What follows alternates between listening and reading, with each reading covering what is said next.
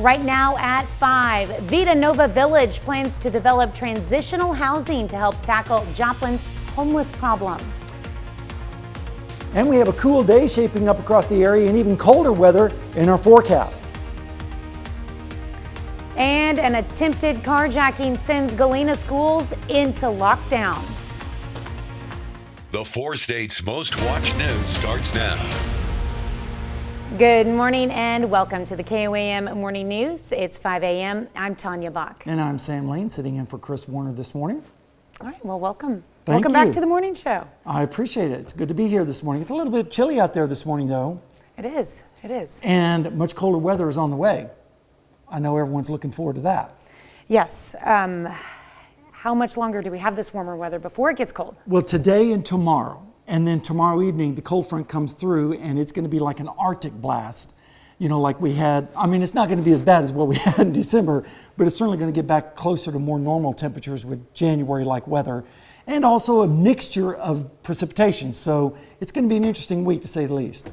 All right. There's a look at radar right now. You can see it's all clear. We did have a few flurries earlier up in Bates County, now starting to move over into St. Clair County. And then if we take a look at what we're expecting for your day, we're expecting around 51 degrees for your high, 45 degrees at noon, 50 degrees at 5 p.m. And then as we head through the evening hours, we're going to start to see those clouds increasing with around 44 degrees at 8 o'clock tonight. Don't forget your sunrise is at 7:25. And then as we head through looking down the lane, we're going to see a partly cloudy day across the area. But then here comes that Arctic front as we head into Saturday p.m. And then as that front moves through, we'll start to see the clouds increase and then precipitation start to move back into our area early Sunday morning. And then a much colder Sunday with temperatures in the 30s, struggling to get into the 30s. And then with waves of precipitation coming through, we're going to be looking at that winter mix not only for Sunday, Monday, Tuesday. It's going to be a winter-like week coming up across the 4 states. But of course, that is kind of typical for January. So that's what we have to look forward to. Yeah, and I'll have more details on that, of course, in Maine weather in just a little bit. All right. Well, definitely be careful on Sunday night with those temperatures dropping that low. For Absolutely. Sure. All right. Thanks, Sam. Well, suspect search in Galena, Kansas ends with an arrest in Missouri. What started as a call for an attempted carjacking sends Galena schools into lockdown. Galena PD got a call around 6 a.m. It was about an attempted carjacking in the Galena High School parking lot. Officials later discovered the attempted car theft was actually at the Casey's on South Main Street. Authorities say the male suspect took off on foot. They say he tried to steal at least 2 more cars while he was on the run. They say it was those 2 attempted thefts that eventually led to his arrest near the Liberty Power Plant on the Missouri side of the state line. 2 separate cars that the same description the subject was trying to steal. With the assistance of the Cherokee County Sheriff's Office K-9, we were able to locate him. We've taken him into custody back in Jasper County. So if you don't break it, head back. Okay. Jasper County deputies took the suspect into custody at around 9:30 yesterday morning. Vita Nova Village is developing a transitional housing community to help Joplin's homelessness problem. The nonprofit organization is receiving counseling from Eden Village, a housing community based in Springfield. Eden Village is successful in Springfield. Vita Nova Village is hoping for the same impact in Joplin. Transitional housing, but that comes with individual training and counseling to find out why somebody is in the position that they're in and what we can do to help them achieve. Accepting volunteers and donations. On Thursday, the Homeless Coalition of Jasper and Newton counties provided a one-stop location for people experiencing homelessness to access resources. The Winter Project Homeless Connect event connects the homeless with healthcare, food, and housing resources and helps them look for employment opportunities. You know, economic security and several agencies in the area, we work with homeless people on a regular basis, and we see them here, we see them there, you know, we're at our locations, but a lot of the times the things that they need, we want some of those other services to come to them. So they come here and they're here for them.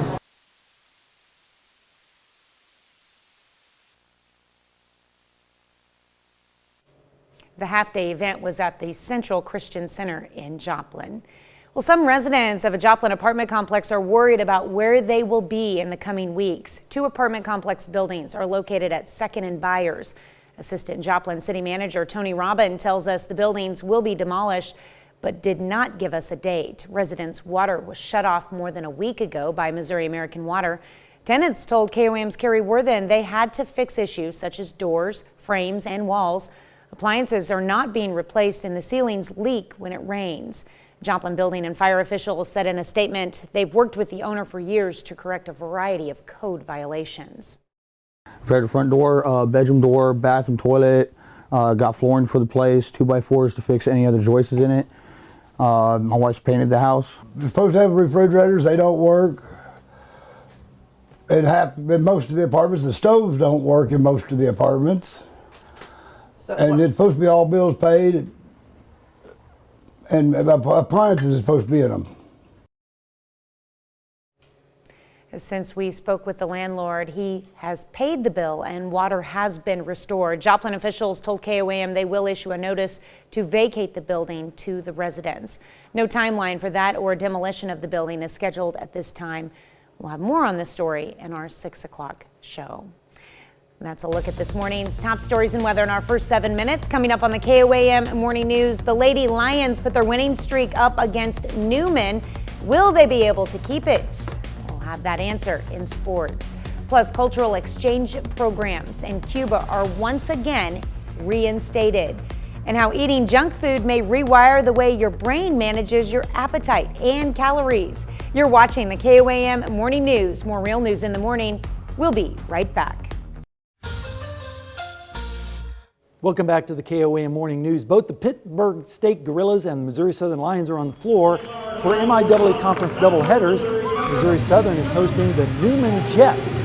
And on the women's side, the Lions try to stay rolling against the Jets and get push their winning streak to 6 games. Starting in the first quarter, Maddie Stokes working in the lane, turns and gets it to go with the left, and Southern on the board. Later in the first, Lacey Stokes is open on the far side.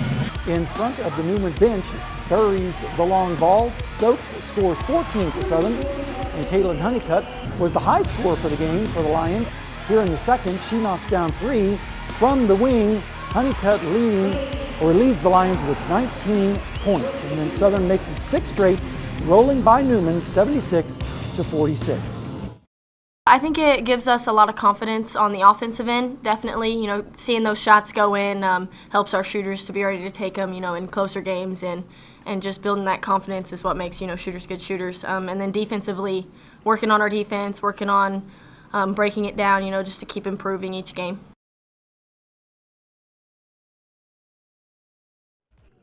An important one for the Missouri Southern men against Newman, looking to get things right after losing 3 of their last 4. In the first half, Winston Desereau pulls up from deep, knocks it down, and he had a nice night. More from Desereau in just a minute. For Newman, they kept hanging around though. Latik Murphy, corner 3 for the Jets, and at that point it's a 3-point game. Murphy scores a game high of 26, but Southern finishes the job. Desereau again, and he hits it from 3, finishes with a team high of 20. Avery Taggart, 3 of his own, and he scores 13 for Missouri Southern. It stays close, but the Lions come out on top, 70-66. And the Pittsburgh State Gorillas are also at home, hosting Central Oklahoma. The Pitt State women are one of the hottest teams in the league right now. They've won 5 straight games, and 9 of their last 11 coming into the night. Tristan Gegg, really good early, catch and shoot for 3 for Gegg, and gives PSU its first lead. Then doing it off the dribble, Gegg from about the same spot, she hits 5 threes and leads the team with 22 points. Second quarter, Grace Pyle gets hot, drills the 3 from the top of the key, and then moments later, Jenna Shipley kicks it out to Pyle, left wing 3, 19 points, 8 boards, and 6 assists for Pyle. The Gorillas lead by 9 at the break. Third quarter, Harper Schreiner gives a strong drive, 10 points, 5 rebounds for Schreiner, and then in the fourth, Schreiner to Karina Gerber and gets the foul. Gerber scores 14 with 8 boards And Pittsburgh State finishes off UCO 83-75 to keep their winning streak alive to 6 games. We've got a target on our backs. I mean, we're 4th in the conference right now, and that's huge for us. We were picked 8th at the very beginning, so I'm very proud of our team so far. So we just got to come out every game like it's our last, because we can't have any slip-ups. We know each other's strengths, and like Corinna knows when I'm going to shoot it. You know, I think everyone knows, and I know when Grace is going to shoot it, so Harper crashes. So I think we feed off each other really, really well, and we're just building on it, and I'm excited for the rest of the season. And it was a tough one for the Pittsburgh State men facing the first place Broncos, who are ranked 4th in the nation. PSU off to a hot start though. Mark English buries the 3 from the left side. And then on the other side, same result for Quentin Hardick Jr. Pittsburgh State goes up 4 at 10 under time out in the first half. They extend the lead before the half. English finishes in transition, and he goes to score 21 for the Gorillas. Quentin Hardick Jr. drives, floater goes, and he gets 21. Pittsburgh State had a 10-point lead at the half. But the Broncos storm back in the second half, and they go on to win it 80-70. We are just 3 days away from the Chiefs and Bengals meeting in the AFC Championship game, and the two teams, they play Sunday in Kansas City, with the winner moving on, of course, to Super Bowl 57. Chiefs quarterback Patrick Mahomes was a full participant in practice with an ankle injury and is on track to play this weekend. So we're talking about the other side of the ball. The Chiefs defense are going to have their hands full on Sunday against an explosive Bengals offense. Cincinnati has beaten the Chiefs, of course, 3 straight times, scoring nearly 30 points per game in each of those 3 games. That includes the 27-24 win over the Chiefs earlier this season. I put up a sheet the other day of the drives that they had against us the last time we played them, and their 9 and their 10 play and their 11 play, and that means that our quarterback doesn't have the football. And so somehow, some way, we got to make sure the drives are shorter and we can get the ball back. So I'm talking about, time of possessions, right? That's got to change, and it all begins with the run game. We've talked a lot about that. These guys are great at throwing the football, but we're going to respect the run game and make sure we don't neglect it. And finally, the Lincoln Blue Tigers are leaving the MIAA after 43 years as a member of the conference. Lincoln is going to be joining the Great Lakes Valley Conference beginning next year. Lincoln was in the MIAA from 1970 to 99, and then again from 2010 to 2024. And as far as football goes, the Blue Tigers will remain on the schedule next year in the MIAA, but for teams in the conference, it will be counted as a non-conference game. Still to come, Egyptologists unearth several tombs that are at least 4,200 years old. And of course, we'll have a complete look at your forecast when we come back. The KOAM Morning News returns.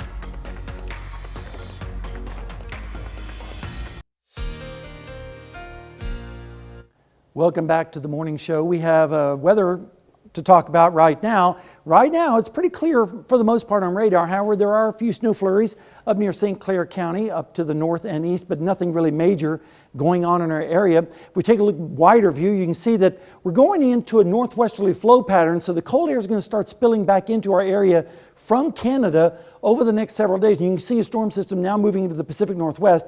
That's going to have an impact on our weather as we head towards the latter part of the weekend. Temperatures, though, right now are pretty chilly. 33 in Iola, also in Yates Center, 33, 35 in Parsons, 37 in Joplin, 34 over in Stockton, 41 down in Grove and in Jay for some of the warm spots this morning. When you factor in the wind, this is what it feels like right now. 21 in Nevada and Stockton for some of the coldest readings, 27 in Parsons, Veneta, 28 over there in Nowata. Currently in Joplin, we're sitting at 37 degrees, southwest wind at 18. That's why we have that wind chill of 27 this morning, dew point of 24, and the pressure is currently falling. If you're planning your day, we're expecting partly cloudy skies this afternoon with a high of 51. We'll call it mild. Around lunchtime, 45 degrees, 50 at 5 o'clock, and 44 degrees by 8 o'clock tonight. So let's break it down for you in your future track forecast. You can see southwesterly winds today with highs in the low to mid 50s across our area. Then as we go through tomorrow morning, we're going to see temperatures in the 30s and notice precipitation up towards the north and west, and a mixed bag of precipitation at that. That's along that Arctic front that is going to start to make its way from the north and west. And by Saturday afternoon, the front will start to move into northwestern parts of Kansas, and then we'll start to move in our direction, but we're still going to make it into the mid to upper 50s across our area. Then that front is going to sweep through, and temperatures are going to start dropping like a rock behind it, with temperatures in the 30s, and that goes into Sunday morning with lows in the 20s, and then Sunday afternoon we'll see highs struggling to make it out of the 20s into the lower 30s with a cold north wind. And then as we go into Monday morning, temperatures will be dropping into the teens across our area. So it's going to be a pretty cold one across our area.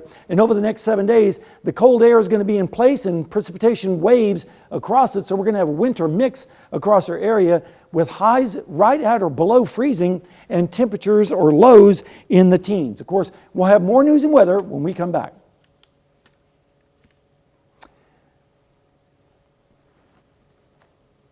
Cultural exchange programs in Cuba that were once halted by the United States are now being reinstated.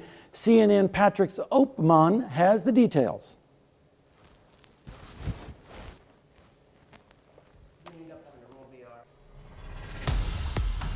Topping Health Watch this morning, a new study suggests walking could be the key for women to fight dementia. Researchers from UC San Diego say women over the age of 65 are less likely to be diagnosed with mild cognitive impairment or dementia if they take part in moderate or physical activity like walking on a daily basis. The study says for every 31 minutes older women spend exercising, their risk for cognitive decline is lowered by 21%. CDC says that around 6 million Americans are currently living with dementia. Estimates predict the number of dementia cases will triple worldwide by the year 2050. Junk food may rewire the way your brain manages your appetite and calories. A new study published in the Journal of Physiology suggests fatty foods can restrict your ability to regulate your calorie intake and your appetite. Researchers say after 10 to 14 days of a high-fat diet, cells connected to the gut can fail to act, which can cause a delay in how the stomach can empty itself out. This is compared to a 3 to 5 day exposure of the same diet that sets off a normal reaction of the cells. Well, if you rely on medications to help you sleep, you're not alone. A new study finds 20% of Americans say they need to take sleep medication to help fall or stay asleep. The drugs were either over the counter or by prescription. Research posted in the National Center for Health Statistics shows the use varies across demographic groups. Medication dependency to ease into sleep is higher for women than men. White adults generally have the highest usage compared to Asian adults who rely on the sleep aids the least. That's a look at some of today's top health stories. You're watching the KOAM Morning News. And we have just a few snow flurries up towards the north near St. Clair County, but pretty much radar is all clear. But that's not going to stay the case all weekend long. And of course, we'll have all the details when we come back.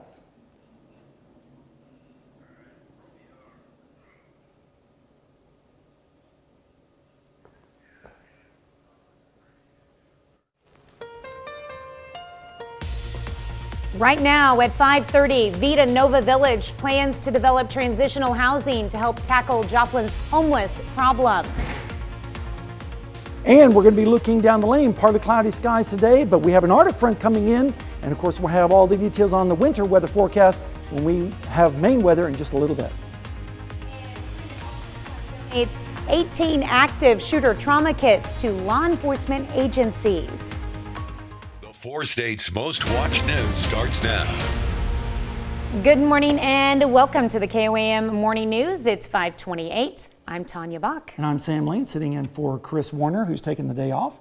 Yeah, he deserves a day off. He hasn't had one in a while. Yeah. And it means we get you this morning. Yes, but I get to be the bearer of bad news. Oh, I know. How did that happen? We're not in for a very pleasant No, I wish I had better news. You know, I wish I could say it's going to be in the 70s and lots of sunshine, but unfortunately that is not the case. It is still January, and Mother Nature is going to remind us of that in our forecast. But this afternoon, we will make it up into the 50s, so we'll have to enjoy that with mild conditions, partly cloudy skies, and then as we go into the evening hours, temperatures dropping down into the 40s. But looking down the lane, we are having a partly cloudy day today, but then an Arctic front moves through tomorrow night, and that means a winter-like mix starts to develop across our area late Saturday night into early Sunday morning, and that means a much colder Sunday and even colder towards the early part of next week. So it's going to be a challenging forecast to say the least. Yeah.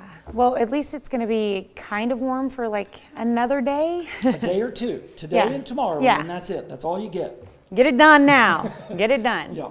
All right. Thanks, Sam. On Thursday, Freeman Health System donated 18 active shooter trauma kits to the Newton County Sheriff's Office. The kits are designed to stabilize gunshot victims, with each kit containing a variety of supplies, including hand tourniquets, blood stop gauze, and tape and gloves. Freeman says it's enough supplies to provide aid for 5 gunshot wound victims, and they're designed to be used by someone with very limited medical training until help arrives. The kits were distributed to Newton County school districts, and they were much needed. While we were training in these schools, we found that there was a lack of these supplies in the schools. So as we noticed that we had that deficiency of supplies, we wanted to be able to find some way to supply it. Those medical supplies are fairly expensive, and by reaching out to Freeman West, they helped us get that information, get those supplies.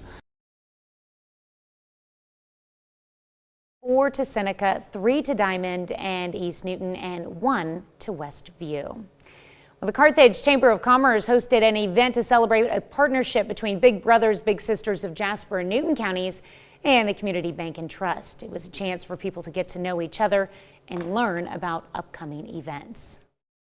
It's a lasting impact. When there are a lot of things, every organization brings something different to the table, and a lot of them meet immediate needs. When you work with mentoring, you're talking about needs that and relationships that hopefully that you're building that can be lifelong for that child. There was also an opportunity to bid on an autographed football from the Chiefs' own L'Jarius Sneed. The USD 250 Foundation in Pittsburgh hosted a reception for winners of this year's Teacher Grant Awards. Each year, the foundation gives grants to teachers who implement innovative ways of teaching and learning. One of the things I know is important is allowing teachers to teach, and they don't always have the funds provided here by the school district. It's just the way it is. And also, we have so many deserving students who want to go to the universities, colleges, trade schools, and they don't always have the funds to do that.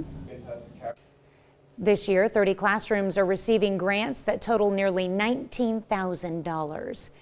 Freeman Health System is receiving a $1.7 million grant from the Missouri Department of Economic Development. It will help Freeman train and retain more than 800 workers in high-need areas such as nursing and scrub tech. So we are limited by the size of the space they have as to how many people we can enroll in the program. So our hope is by expanding what we're doing, they will be able to take on, right now I believe it's 6 is our max. Our goal would be to have anywhere from 13 to 20 students each session of class, cycle of class. You didn't get convinced to talk? Freeman also plans to eventually renovate its professional development center to create state-of-the-art classrooms.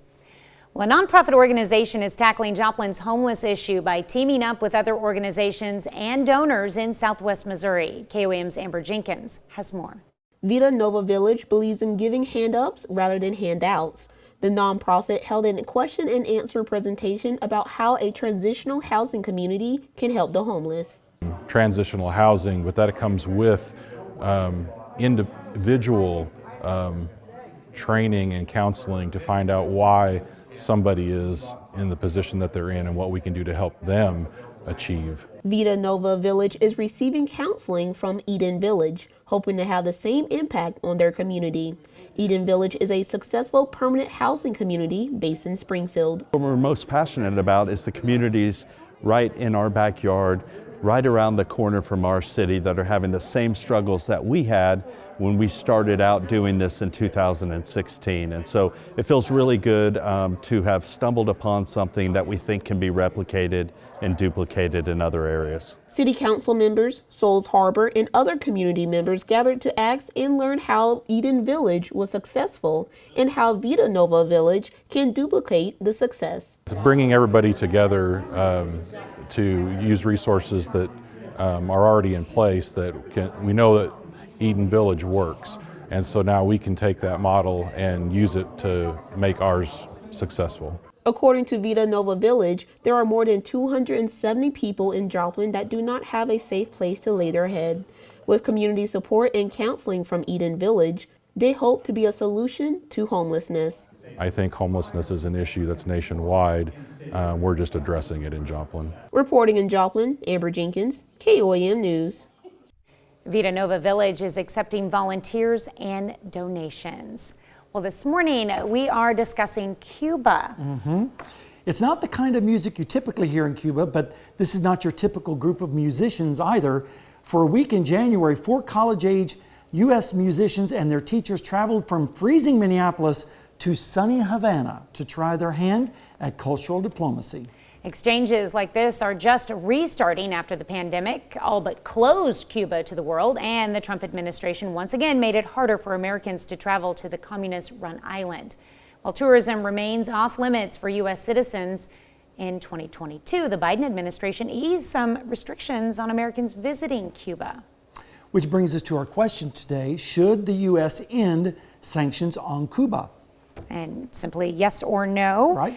We're just presenting the question now, so your chance to log on to KOAMnewsnow.com and give us 100% no. So far. Did you see that? Yes, it's live reporting. Yeah, live results right there. Love right. it. That's pretty cool. I remember when we scheduled our cruise back in 2020. It was the year before. Like Cuba was still open. Like we were scheduling it in 2019. Right. It was still open to visit, but by the time our cruise actually happened, like I'm glad we didn't select that destination as a stop because it had been eliminated. Right. Yeah. So. And I think there's a big desire and a big demand for growing to go to Cuba to visit those places because it's kind of unspoiled in a lot of places. It doesn't have a lot of commercialization along the beaches and so forth, and it's interesting. I would love to go there someday. Yeah, that would be interesting to see. All right. Well, that's a look at our top news stories coming up this half hour in the KOAM Morning News. We meet a Kansas chef who was surprised to learn of an award he was being nominated for. Plus, a rare tree kangaroo is born at a British zoo, and of course, we'll have the latest. You're watching the KOAM. Topping World Watch, violence breaks out on the West Bank in what's being called one of the deadliest days of unrest in months. Palestinian officials say Israeli forces raided a flashpoint area of the occupied West Bank on Thursday, killing at least 9 people. About a dozen others were injured. Two-story building that had been the focus of the fighting was heavily damaged. The Israeli military says special forces sent to Jenin to detain members of Islamic Jihad exchanged gunfire, adding the group was suspected of planning multiple major terror attacks. The Palestinian Health Ministry said 8 men and an elderly woman died in the raid. Residents of the southern Spanish port of Algeciras turned out to honor those killed and injured in a machete attack. Spanish authorities are investigating what they call a possible terrorist incident after a machete-wielding man attacked several people at 2 churches in the town on Wednesday. 1 person was killed and at least 2 others injured. Spain's Interior Ministry says the suspect was arrested shortly after the attack. Algeciras is near the southern tip of Spain, across from the Bay of Gibraltar. It's a port city with ferry connections to Africa. Colombian authorities are investigating the death of Valentina Tres Palacios, a renowned electronic music DJ. The body of the 23-year-old was found inside a suitcase in a garbage container in Bogota. According to the forensic results, Valentina died of mechanical asphyxia and her body showed injuries. Authorities are offering $4,500 for information that helps to solve the crime. Panama's police arrested John Polos, a U.S. citizen and boyfriend of the young woman who was in Colombia with Tres Palacios before her death. Polos was deported to Colombia on Wednesday night while the authorities continue with the investigation.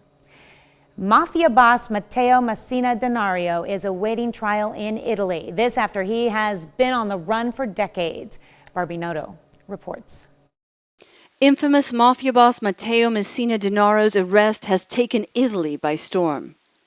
Every detail of his life in hiding for the last 30 years scrutinized to the nth degree. He may have been hiding from the law, but he certainly wasn't hidden away. Moments before his arrest on January 16th, Messina Denaro can be seen in police video walking freely and alone into a private healthcare clinic in Palermo. Raids of 3 of the 60-year-old's hideouts have turned up a collection of high-end sunglasses and other luxury goods. Tutto scena. Completamente scena. Journalist Roberto Saviano has been living under police protection since 2006 when he wrote his book about the mafia, Gomorra. Authorities say they also found a collection of movie memorabilia, including posters from The Joker and The Godfather.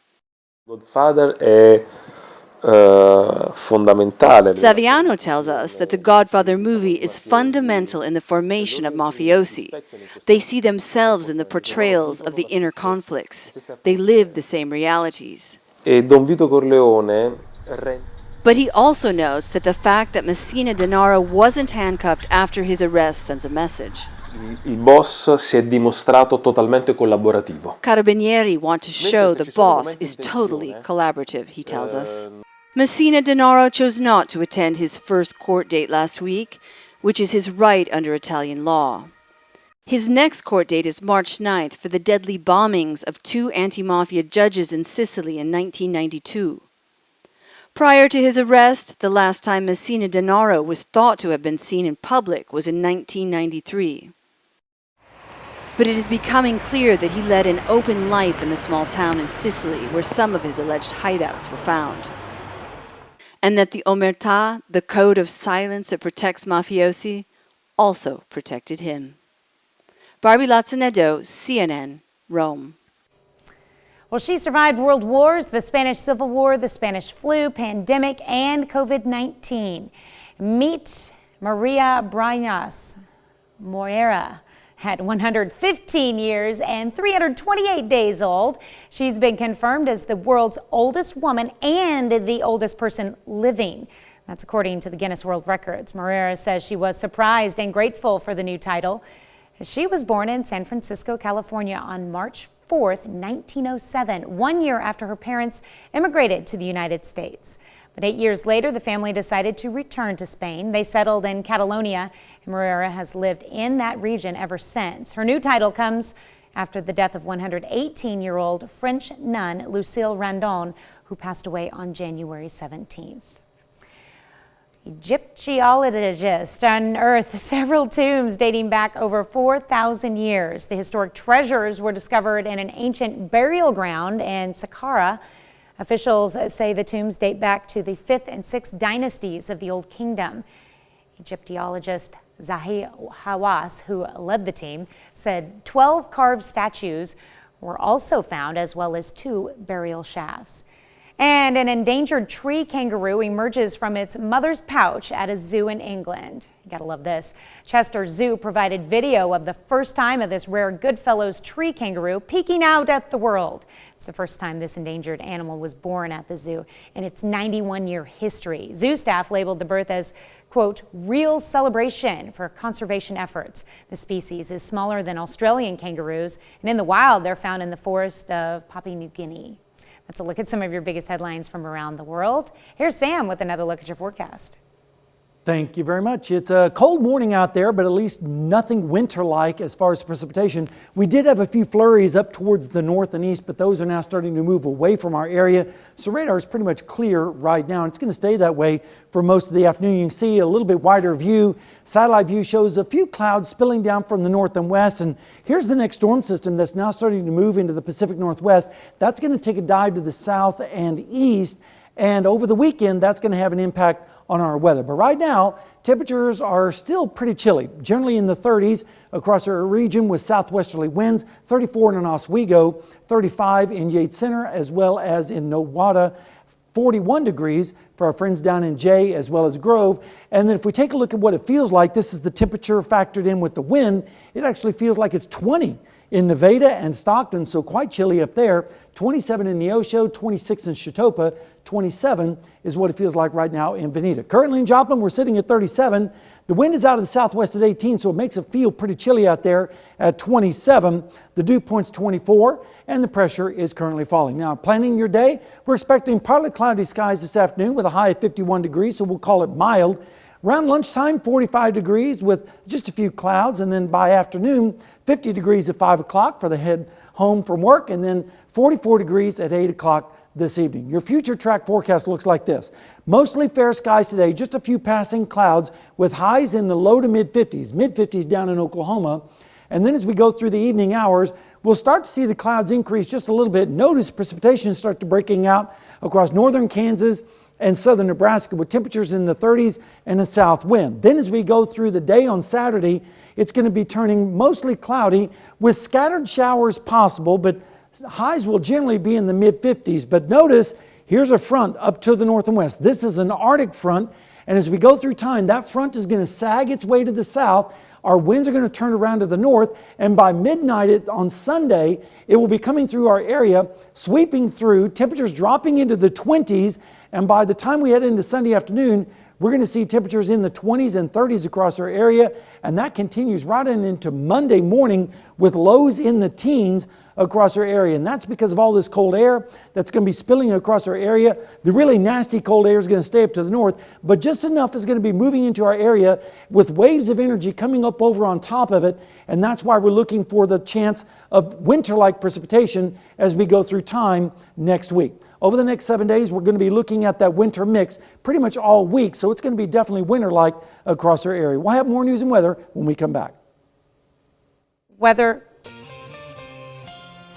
Here's a check of today's top headlines, the news you need to know before you head out the door. A suspect search in Galena, Kansas ends with an arrest in Missouri. What started as a call for an attempted carjacking sent Galena schools into lockdown. Galena PD had got the call around 6 a.m. It was about a supposed attempted carjacking in the Galena High School parking lot. Officers later discovered that attempted car theft was actually at the Casey's on South Main Street. Authorities say the male suspect took off on foot, and they say he tried to steal at least 2 more cars while he was on the run. They say it was those attempted thefts that eventually led to his arrest near the Liberty Power Plant on the Missouri side of the state line.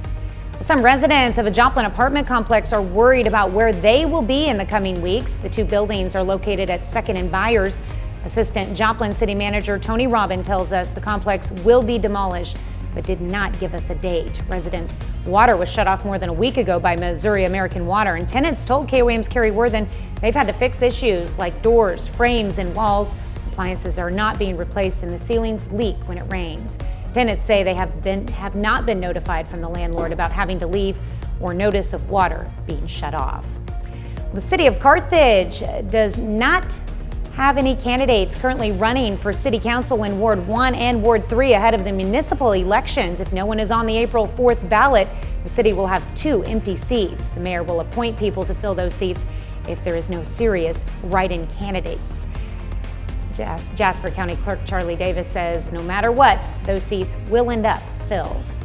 Vita Nova Village is developing a transitional housing community to help Joplin's homelessness problem. The nonprofit organization is receiving counseling from Eden Village, housing community based in Springfield. Eden Village is successful in Springfield, and Vita Nova Village is hoping for the same impact in Joplin. That's a check of today's top headlines, the news you need to know before you head out the door. A chef in Kansas wakes up to a Facebook tag he was not expecting. He's nominated for what is known as the Oscars of Food. We take you to Topeka to meet this nominated chef. The other morning I woke up and one of my Kansas City chef friends tagged me in this post, and that's how I found out. And if he wouldn't have, I don't know if I would have found out one way or the other. I probably would have, but he tagged me, and then I was like in shock, and so I texted my wife, and we looked it up, and yeah. The owner of the White Linen and Knox Cocktail Lounge says it's quite a surprise. He's among 20 nominees for Best Chef in the Midwest. I'm just still in shock. I'm kind of a loss of words too, because my goal coming to Topeka was always to put Topeka on the map for fine dining and restaurants, and it's slowly getting there. James Beard Awards are the food industry's highest honor, known as the Oscars of Food. They recognize the best in the culinary industry, from chefs and restaurants to books and lifetime achievements. The boost, it's just rewarding for all of us, from me to my wife, to my waiters, to my dishwasher, to my bartenders. I mean, I told them, I'm like, this would never be possible without them. I mean, my team is like my family. Van Dong says whether he gets top place or not, he is still grateful for the nomination. I feel so honored just to be recognized in those people, because I know a bunch of the list, I know those chefs, and some are in Kansas City. I know them personally and been to their restaurants, and there's some good chefs out there. Might have to check out that place. We'll be right back with another look at your weather after this. All right, we have mostly fair skies right now across the radar. Just a few flurries way up to the north, up towards Columbia, but that's where it's going to stay. We're going to have partly cloudy skies today and mild conditions. Of course, more weather when we return. Right now at 6, Galena schools go on lockdown after an attempted carjacking at the Casey's on South Main Street. And we're going to have a pretty mild day across the area, but some big changes in our forecast when we talk about that in just a second. And an uncertain future looms for some residents at one apartment complex in Joplin after the city levels health and safety violations against it. The 4 states' most watched news starts now. Good morning and welcome to the KOAM Morning News. I'm Tanya Bach. And I'm Sam Lean, sitting in for Chris Warner this morning. It's just after 6 o'clock. Yep. It's pretty chilly out there. Yeah. Of course, there's still some snow on the ground, especially down in our southern areas, but at least we don't have any snow in the immediate forecast. But unfortunately, there are some changes in our forecast and the return to cold weather. So hope you got your jackets ready and get ready for some slick weather too. That's Freezing. no fun. That's no fun. No, I know. But it is January and it is the 4 states. So it kind of comes with the territory. I was hoping our break and with a little bit warmer temperatures. Well, we have a little bit of a break longer today and then a little bit of a break tomorrow, but then everything goes downhill after that. Let's take a look outside right now on radar. You can see it's pretty clear. Not really a whole lot going on, just a few flurries up towards the north this morning, but that's about it. And that's the way it's going to stay for at least the next 24 hours. And then as we go through time, your bus stop forecast looks like this: 36 degrees off to school, and then with west-southwesterly winds. And then as we head through the afternoon, heading home today, 49 degrees. And then taking a look at your day, if you're planning it, 51 degrees, mild conditions. Lunchtime, 45. And then by 8 o'clock tonight, 44 degrees. But as I mentioned, there are some changes in our forecast. Partly cloudy today, same thing tomorrow, but then Saturday night, late Saturday night, we have an Arctic front dropping down, and that means a winter mix is going to be possible across our area early Sunday morning with freezing rain, sleet, and some snow flurries. And of course, that obviously means a much colder Sunday. And Tanya, it looks like most of next week is going to be pretty cold around here with waves of precipitation, and unfortunately that means most of it is likely going to be like a freezing rain or sleet, which is not very good for travelers and drivers like myself. So At least last time it came down to these big fat fluffy flakes and it was just pretty and and it just made didn't the really roads hamper wet. Exactly. driving. No real traffic problems, but this is going to be a little bit different. So we'll have to keep an eye on it, of course. And we'll have more details coming up in weather in just a little bit. All right, sounds good. Thanks, Sam. Well, a suspect search in Galena, Kansas ends with an arrest in Missouri. What started as a call for an attempted carjacking sent Galena schools into lockdown. Galena PD got the call around 6 a.m. It was about an attempted carjacking in the Galena High School parking lot. And officers later discovered the attempted car theft was actually at the Casey's on South Main Street. Now, authorities say the male suspect took off on foot, and they say he tried to steal at least 2 more cars while he was on the run. They say it was those attempted thefts that eventually led to his arrest near the Liberty Power Plant on the Missouri side of the state line. Calls 2 separate cars that the same description of subject was trying to steal. With the assistance of the Cherokee County Sheriff's Office K-9, we were able to locate him. We've taken him into custody back in Jasper County. So if you don't break it, head back. Okay. Jasper County deputies took the suspect into custody at around 9:30 yesterday morning. City of Carthage does not have any candidates currently running for city council in Ward 1 and Ward 3 ahead of the municipal elections. If no one is on the ballot April 4th, the city will have 2 empty seats. The mayor will appoint people to fill those seats if there are not any serious write-in candidates. Jasper County Clerk Charlie Davis says no matter what, those seats will end up filled. I think our local government should be much more powerful than it is, but a lot of people just don't seem to be very energized or excited about it. Maybe apathetic. Apathy is pretty strong sometimes. But you know, at the end of the day, somebody will fill those positions, and we will have full councils come in the weeks after the election. Under Carthage city rules, anyone who registers as a write-in candidate will be eligible for the position. Well, some residents of a Joplin apartment complex are worried about where they will be in the coming weeks. The two buildings are located at 2nd and Byers. Assistant Joplin City Manager Tony Robin tells us the complex will be demolished, but did not give us a date. Residents' water was shut off more than a week ago by Missouri American Water, and tenants told KOAM's Carrie Worthen they've had to fix issues like doors, frames, and walls. Appliances are not being replaced, and the ceilings leak when it rains. And tenants say they have not been notified from the landlord about having to leave or given notice of water being shut off. We can't take a bath, can't water our dogs, can't drink water, can't cook food, can't clean the house, clean the floors, nothing. And it's just up to us. He doesn't even write a lease agreement or nothing. He just writes out receipts and moves you in. Since KOAM spoke with the landlord, he paid the bill and water has been restored. Coming up a little later in the show, Carrie Worthen takes us to Joplin for a closer look at this story. On Thursday, Freeman Health System donated 18 active shooter trauma kits to the Newton County Sheriff's Office. And these kits are designed to stabilize gunshot victims, with each kit containing a variety of supplies, including tourniquets, blood stop gauze, and tape and gloves. Freeman says it's enough supplies to provide aid for 5 gunshot wound victims, and they are designed to be used by someone with very limited medical training until help arrives. Kits were distributed to Newton County school districts, and they were much needed. While we were training in these schools, we found that there was a lack of these supplies in the schools. So as we noticed that we had that deficiency of supplies, we wanted to be able to find some way to supply it. Those medical supplies are fairly expensive, and by reaching out to Freeman West, they helped us get that information, get those supplies. To Neosho, 4 to Seneca, 3 to Diamond and East Newton, and 1 to Westview. The Freeman Health System is receiving a $1.7 million grant from the Missouri Department of Economic Development. It will help Freeman train and retain more than 800 workers in high-need areas such as nursing and scrub tech. So we are limited by the size of the space they have as to how many people we can enroll in the program.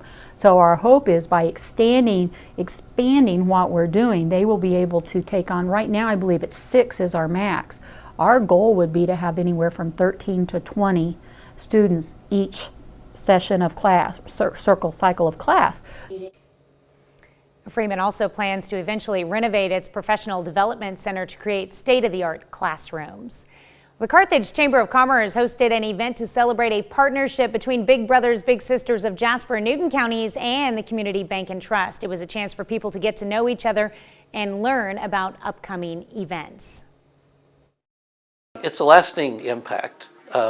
When there are a lot of things, every organization brings something different to the table, and a lot of them meet immediate needs. When you work with mentoring, you're talking about needs that and relationships that hopefully that you're building that can be lifelong for that child. There was also an opportunity to bid on an autographed football from the Chiefs' own L'Jarius Sneed. That's a look at this morning's top stories and weather in our first 7 minutes. Coming up on the KOAM Morning News, cities and police departments around the country are on standby as body cam footage of the arrest of Tyree Nichols will be released today. Plus, an FDA panel weighs the pros and cons of a yearly COVID vaccination similar to a flu shot. And meteorologist Sam Lane lets us know what to expect from this weekend's forecast. You're watching the KOAM Morning News. More real news in the morning. We'll be right back. Topping Nation Watch this morning. Today, Memphis, Tennessee, and cities around the U.S. are bracing for possible unrest surrounding the planned release of video showing the violent police encounter that led to the death of Tyree Nichols. The arresting officers now face charges that could lead to a decades-long prison sentence if convicted. Jared Hill has the latest.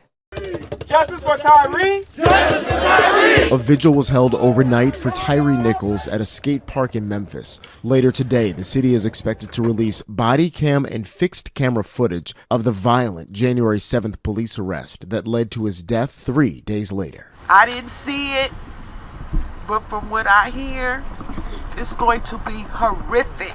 His mother, Rovon Wells, addressed the crowd gathered at the vigil, calling for peaceful protests. I don't want us burning up our cities, tearing up the streets, because that's not what my son.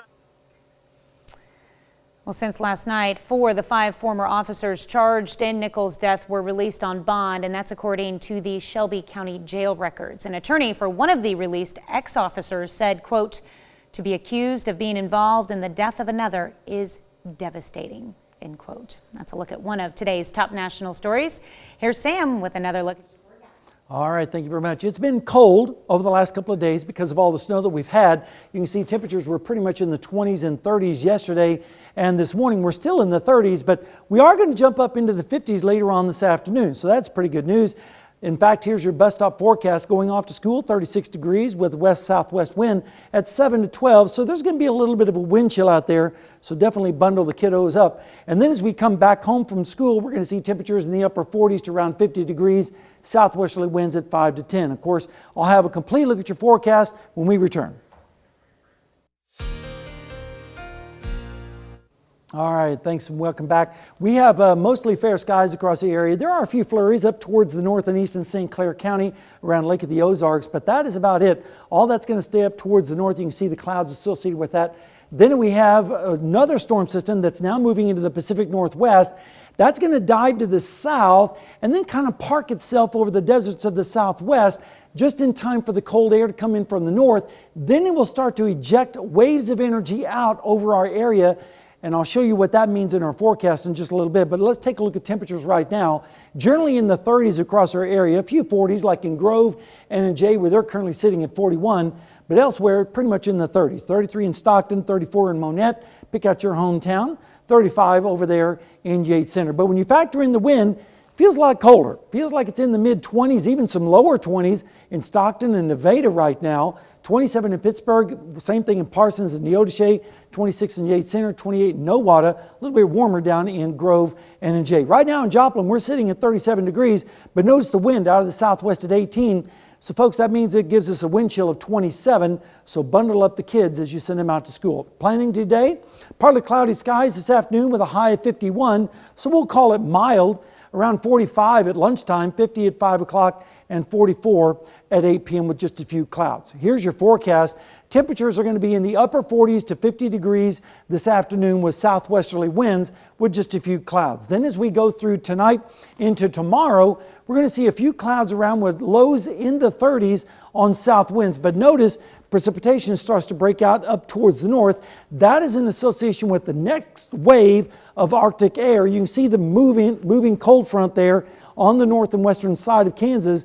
Then as we go through the day on Saturday, we're still going to be in the 50s, so even close to 60 down in Oklahoma with some scattered showers. Then the front starts to make its way across our area, and by Sunday morning at 12 midnight, the front should be slicing through the metro area. Temperatures dropping in the 30s and 20s behind it, still in the 40s ahead of it, with scattered showers and maybe a mixture directly behind the front. Then the front sweeps through the area, and by Sunday morning we'll see readings in the 20s and teens on northwesterly winds with maybe a little bit of spotty mixture, drizzle, freezing rain and sleet. And then on Sunday afternoon, partly cloudy skies with temperatures in the 30s and 20s up towards the north and west. Then as we go through Sunday night into Monday morning, the cold air really spills in. We'll see temperatures in the teens up towards the north, 20s in our area, 22 in the Joplin with northeasterly winds. Now, what that means, this cold air is going to be sticking with us for a while. And as we go through time, notice on Saturday, the mild air comes back, But then the Arctic front comes in, the cold air drops in. Notice the storm system out to the west moves into Nevada. Then as we go into Monday, that kind of sits over Southern California.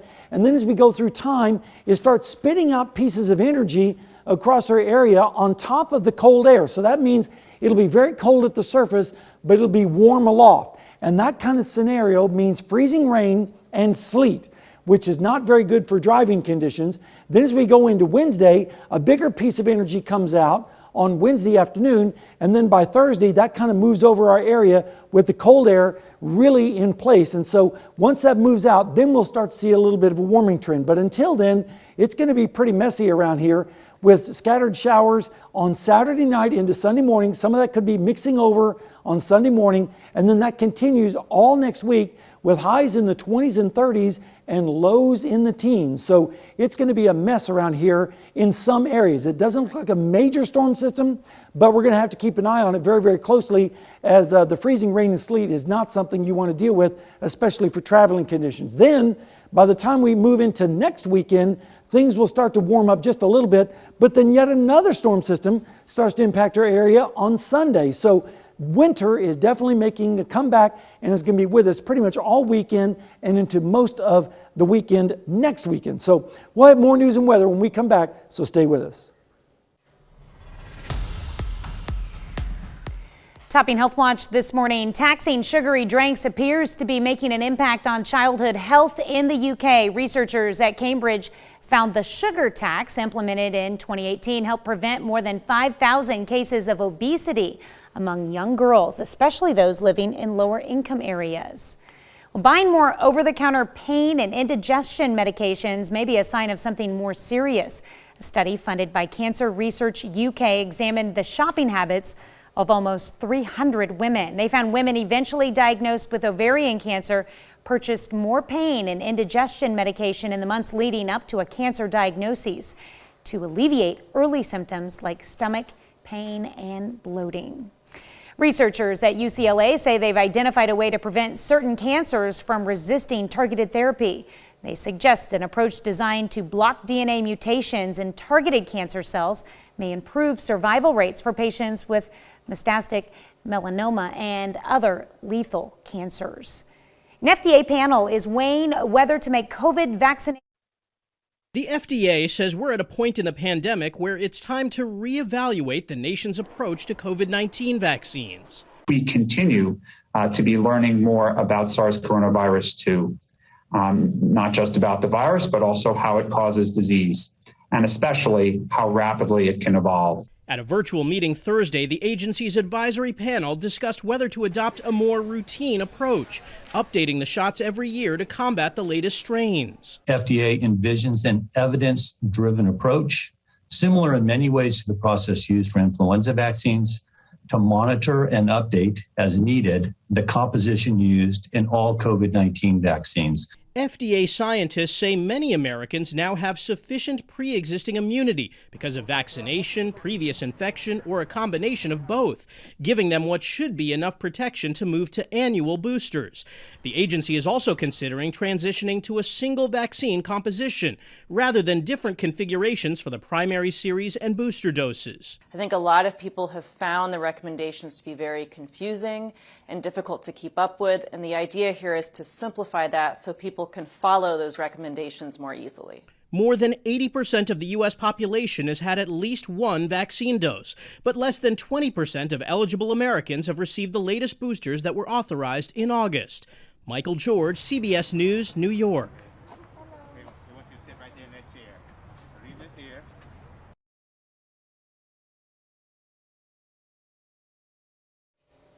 While most of the general U.S. population will need just a single dose moving forward, the FDA says more than one dose may still be needed for some groups, such as high-risk older adults, persons with compromised immunity, and young children. That's a look at some of today's top health stories. You're watching the KOAM Morning News.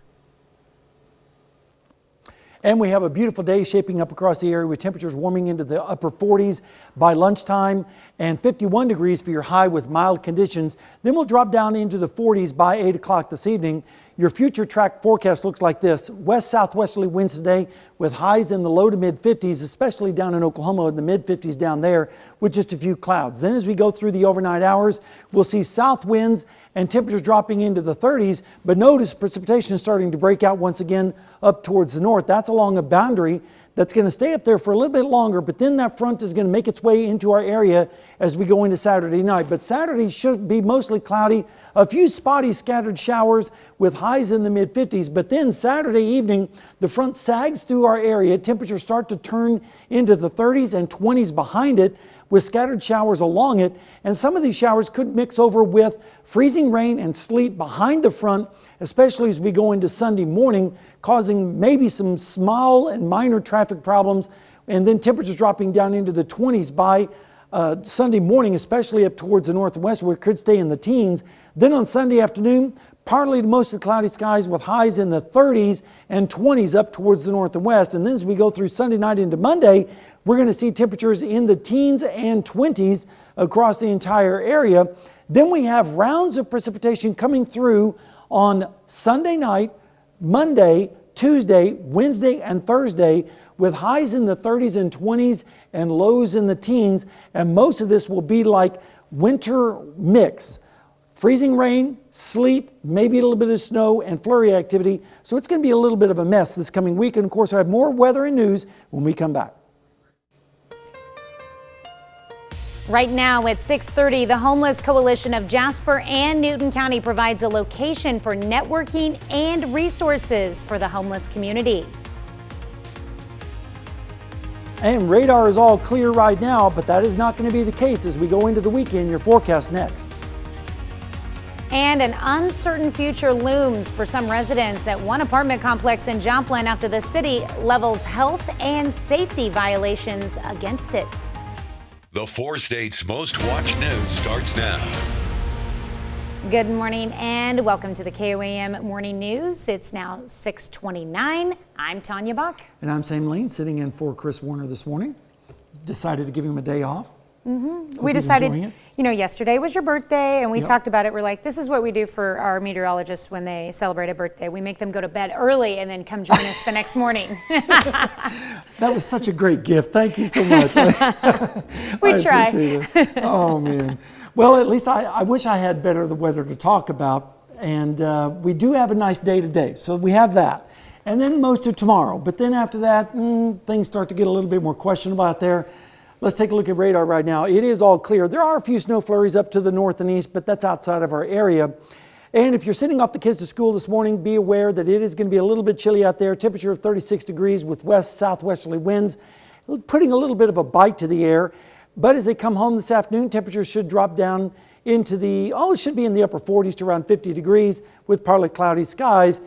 And if you're planning your day, 51 this afternoon, 45 at lunch, 44 degrees by 8 o'clock this evening. Looking down the lane, there are some changes. Partly cloudy today, but then an Arctic front arrives late Saturday night into early Sunday morning, and that means we could see a winter mix across our area early Sunday morning, and then a much colder Sunday. And Tanya, it looks like all next week is going to be more January-like instead of March-like what we've been experiencing in the last few days, or at least today and tomorrow. So it is going to be quite a change.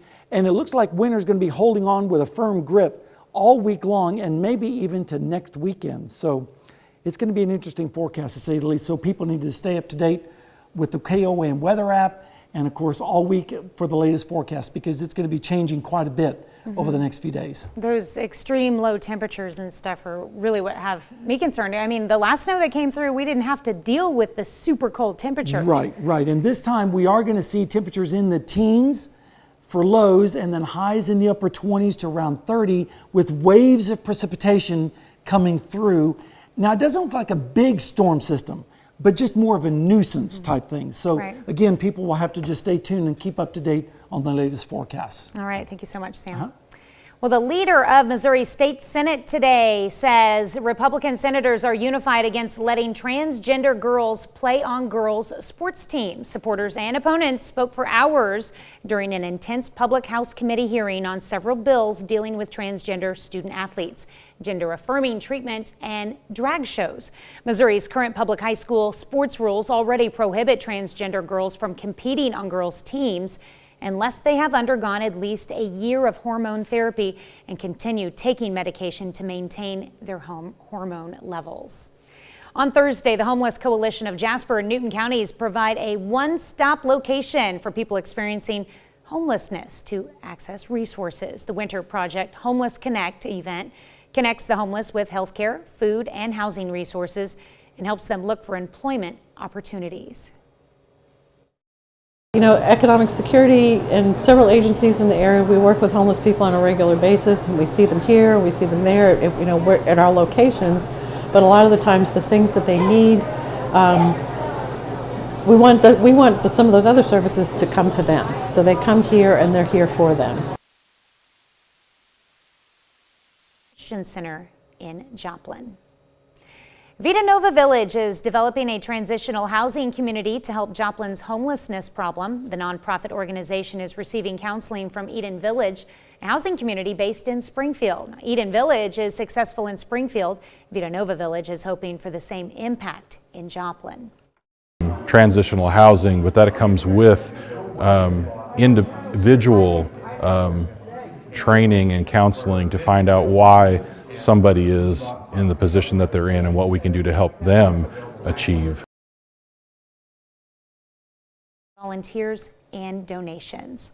Well, the residents of two neighboring apartment buildings in Joplin are worried about where they will live in the coming weeks. This after the city found health and safety violations. KOAM's Carrie Worthen spoke with residents about what's next. I don't know. I got to figure something out. Figuring out where they will live next. There's about 24 apartments in the two North Byers Avenue buildings.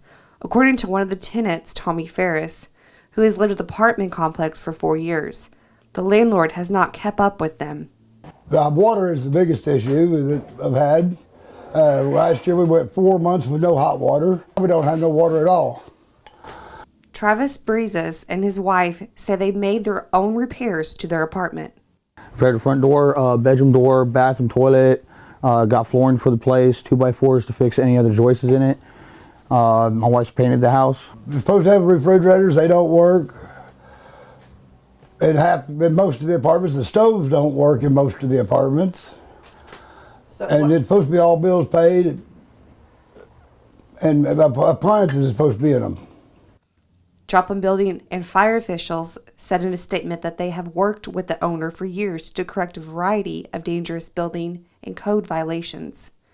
In October 2022, officials issued a letter outlining a variety of life, health, and safety violations.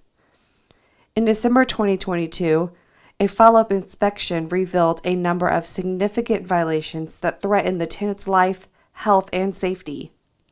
We reached out to the property owner and landlord David Carey about residents not having water. That issue was fixed after we spoke. He's a good person. He's a slumlord. He does work with people. He just ain't got enough money in the bank for people to take care of the place. That's what he says. Meanwhile, the residents remained in limbo. In Joplin, Carrie Worthen, KOAM News. Joplin officials told Carey they will issue a notice to vacate the building to the residents. No timeline for that or a demolition of the building is scheduled at this time. A former Grove, Oklahoma teacher and citizen of the Cherokee Nation receives the chance to officiate at the Super Bowl. Jared Phillips taught NJ and Grove, Oklahoma for 14 years and has been at Wycliffe Elementary in Salina for 2 years as a teacher and basketball coach. Cherokee Nation said in a release that Phillips is likely the first Cherokee Nation citizen to officiate a Super Bowl game. He's chosen by the NFL as a down judge official for Super Bowl 57. 1993, he began officiating amateur sports and climbed his way to the professional ranks in the NFL by 2016. Well, this morning we're discussing Cuba. That's right. It's not the kind of music you typically hear in Cuba. But this isn't your typical group of American musicians either. For a week in January, 4 college-age U.S. musicians and their teachers traveled from freezing cold Minneapolis to sunny Havana to try their hand at cultural diplomacy. We did have video that went with this, but yeah, that's okay. Well, exchanges like this are just restarting after the pandemic all but closed Cuba to the world, Right. and the Trump administration once again made it harder for Americans to travel to the communist-run island. And while tourism remains off limits for U.S. citizens, in 2022, the Biden administration eased some restrictions on Americans visiting Cuba. Which brings us to our morning question. Should the United States end sanctions on Cuba? And looks like it's about 1/3 says yes and 2/3 say no. Interesting. All right. So, all right, that's... We talked about maybe going to Cuba. I know, yeah. Be pretty cool. I actually considered it several years ago, and then it was dropped off of the destination spots for cruises and stuff, and didn't happen. Yep. All right, well, that's a look at our top news stories. Coming up this half hour in the KOAM Morning News, time to wrap up the week with the help of Shannon Becker and his big 3 news stories of the week. Plus, we're going to take a look at your forecast, which includes some cold weather and also some winter-like weather when we come back.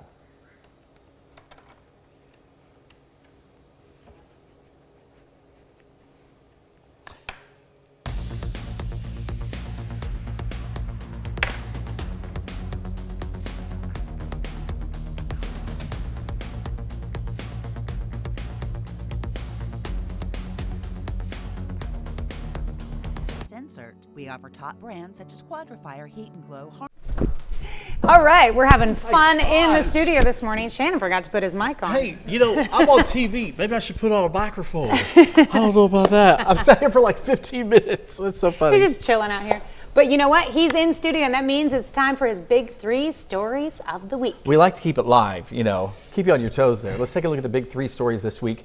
It was last Friday morning. A car crashed into a downtown building in Joplin.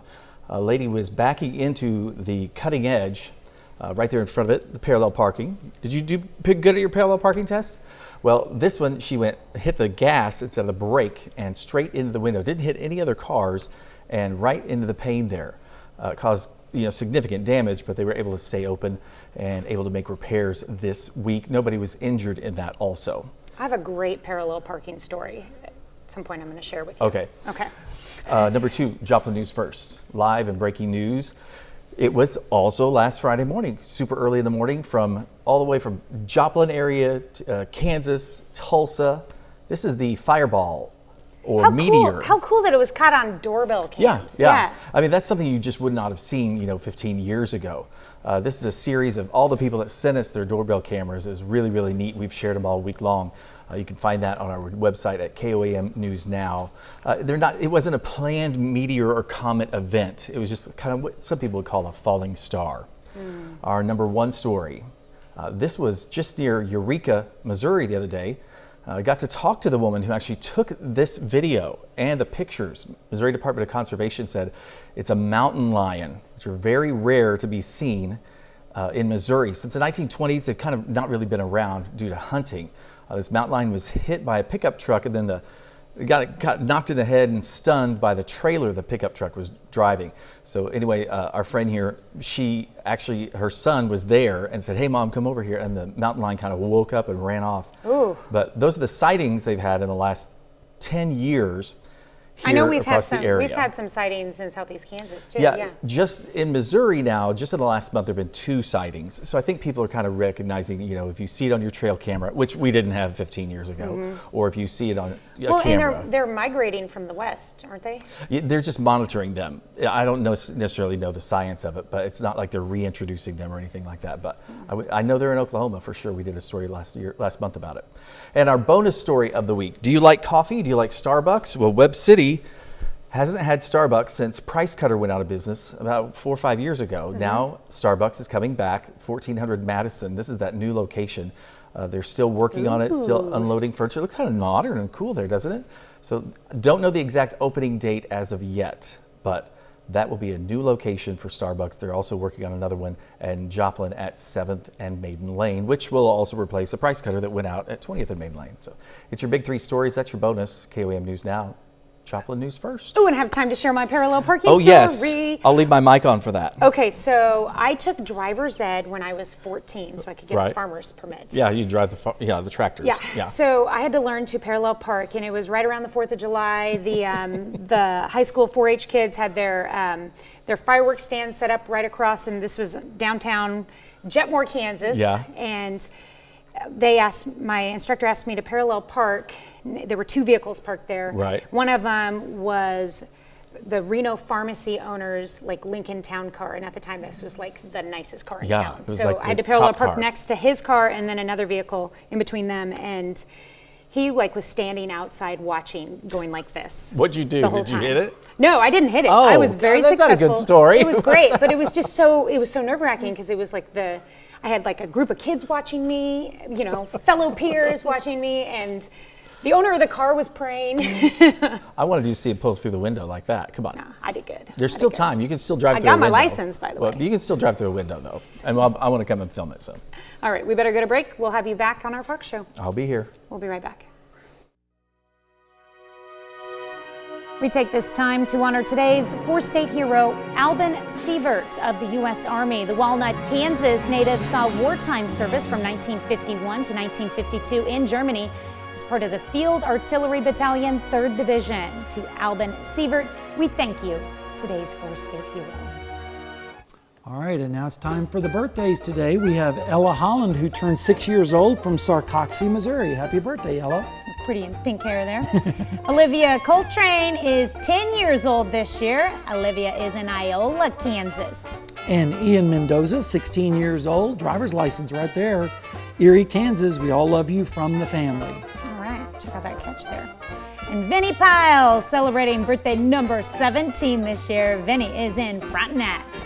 And Evan Sisney, 19 years old from Girard, Kansas. Love mom, dad, Aiden, Marley, and Quinn, Grandma and Grandpa Hanson, and Grandma and Grandpa Prettyman. Happy birthday. In Chanute, Catherine Bourne celebrating birthday number 22 this year. Wishing her the best in the year. Wait a minute. Yeah, in year 22. Oh, in her year 22. I was like, it's 2023. From her husband and family. And Kyler Dreeling from Joplin, Missouri, 25 years old. Kyler is the man in the photo, in case you didn't know. Happy birthday, Kyler. All right, happy birthday, Kyler. Jessica Jarrett celebrating birthday number 35 this year in Columbus with love from mom and dad. And Kathy Bond, 66, from Humboldt, Kansas. Retired Humboldt MS Administrative Assistant with love from her fabulous and wonderful husband and kids. Happy birthday, Kathy. All right, we'll head down to Grove, Oklahoma to celebrate birthday number 69 with Charlene Lee. Hope it's a great one for you. And Fred Reynolds, also turning 69 from Girard, Kansas. Happy birthday, Fred. All right, looks like he's got his hands full there. Yep. And we've got Philip Harris celebrating birthday number 90 this year. That's awesome, Philip. Says here that one of our 4-state heroes served in the Naval Air Force during the Korean War. And Richard and Elizabeth Tinknell, who is in Cherryvale, Kansas. They're celebrating their 56th wedding anniversary. Love from the kids, the grandkids, and of course, the great-grandkids. Happy anniversary. All right, let's see, our birthday list goes on. We've got Danny Borey celebrating a birthday in Columbus, a resident at Medical Lodges. And Vance Hogden, 60 years old. Happy birthday to you, Vance. Randy Alsup turning 65 in Crestline. And Melinda Ewan from McCune having a birthday. Happy birthday, Melinda. And last but certainly not least on our list, we've got Beth Ewan in St. Paul. Happy birthday to you. All right. All You right. can be a part of the course, the KOAM Birthday Club. All you have to do is go to our website and submit that information at komnewsnow.com/birthdays. And of course, by signing up, you can get special deals from local businesses. So go to the komnewsnow.com and sign up for the KOM Birthday Club, and be sure to do it today. That's right. To get in on all those deals. All right, we have a deal of a forecast today with temperatures rising into the 40s and lower 50s. Right now, things are looking pretty nice on radar, all clear. A few snow flurries up to the north and east, though. up to the north and east of our viewing area, up around Lake of the Ozarks, but that is about it. Not really expecting any precipitation in our area until we get into the weekend. Satellite view shows a few clouds spilling down from the north and west, but here's a big storm system that's now spiraling off the coast of Washington. That's going to take a dive to the south and then going to park itself over the deserts of the southwest as cold air spills in from the north. And then that little piece of energy is going to spit off pieces of energy over the next week, and that's why we're looking at the chances of winter-like precipitation as we go through the forecast. This afternoon, we're going to see temperatures rising from the 30s, which is where they are right now, into the 50s, 37 in Fort Scott, 35 in Iola. And if we take a look at what it feels like when you factor in the wind, it feels like it's in the 20s across our area, mid-20s, up to the north of Nevada and Stockton, where it feels like 27 right now. Joplin sitting at 37. It feels like 27, though, because the wind is out of the southwest at 18, dew point's 24, and the pressure is currently falling. Here's your forecast for today. West-southwesterly winds with highs in the upper 40s to lower 50s, mid-50s down in Oklahoma. Chelsea 55 over there in Nowata. Then as we go through time, we're going to see scattered showers up towards the north tomorrow, but lows in the 30s across our area. And then as we go through the day on Saturday, we're going to see readings in the 50s with scattered showers. But notice there's a front up to the north. That's going to sail through our area, dropping our temperatures back down into the 20s and 30s as we go through time. And that cold air is going to be in place for quite some time. And that means we're going to be looking at chances of precipitation in our 7-day forecast, a winter mix all weekend long with highs in the 30s and lows in the teens. Of course, we'll have more news and weather when we come back. Here's a check of today's top headlines, the news you need to know before you head out the door. A suspect search in Galena, Kansas ends with an arrest in Missouri. What started as a call for an attempted carjacking sent Galena schools into lockdown. Galena PD got a call around 6 a.m. It was about an attempted carjacking in the Galena High School parking lot. Now, officers later discovered the attempted car theft actually was at the Casey's on South Main Street. Authorities say the male suspect took off on foot, and they say he tried to steal at least 2 more cars while he was on the run. And they say it was those attempted thefts that eventually led to his arrest near the Liberty Power Plant on the Missouri side of the state line. Some residents of a Joplin apartment complex are worried about where they will be in the coming weeks. 2 buildings are located at 2nd and Byers. Assistant Joplin City Manager Tony Robin tells us the complex will be demolished, but did not give us a date. Residents' water was shut off more than a week ago by Missouri American Water. Tenants told KOAM's Carrie Worthen they had to fix issues such as doors, frames, and walls, and appliances were not being replaced, and the ceilings leaked when it rains. Tenants say they have not been notified from the landlord about having to leave or were given notice of the water being shut off. City of Carthage does not have any candidates currently running for City Council in Ward 1 and Ward 3 ahead of the municipal elections. If no one is on the ballot April 4th, the city will have 2 empty seats. The mayor will appoint people to fill those seats if there are no serious write-in candidates. Jasper County Clerk Charlie Davis says no matter what, those seats will end up filled. Vita Nova Village is developing a transitional housing community to help Joplin's homelessness problem. The nonprofit organization is receiving counseling from Eden Village, housing community based in Springfield. Eden Village is successful in Springfield. Vita Nova Village is hoping for the same impact in Joplin. That's a check of today's top headlines, the news you need to know before you head out the door. And here's a look at the next 7 days. We're going to have a nice day today with a high 51. Tomorrow about the same, 55, but then the bottom falls out late Saturday night into early Sunday with a chance of winter-like precipitation pretty much all weekend long or all week long, with temperatures in the 30s and 20s for highs and lows in the teens.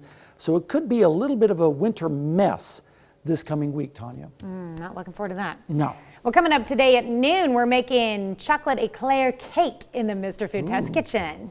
Your morning news continues on KOAM with CBS Mornings. Today marks 78 years since the liberation of the Auschwitz concentration camp. And ahead on CBS Morning News, Jerica Dunnan honors Holocaust Remembrance Day by sitting down with 2 of the survivors to learn more about their stories of perseverance. Or you can switch on over with us on Fox 14, where your only local morning news continues. And this morning, Shannon Becker heads back into the studio to give us a recap of his big 3 stories of the week. Plus, get ready to take the plunge. We've got the polar plunge dropping by the studio to tell us all about how you can take part in this year's event to benefit Special Olympics of Kansas. All right, that'll wrap us up for now. We'll see you back here Monday morning and today at noon.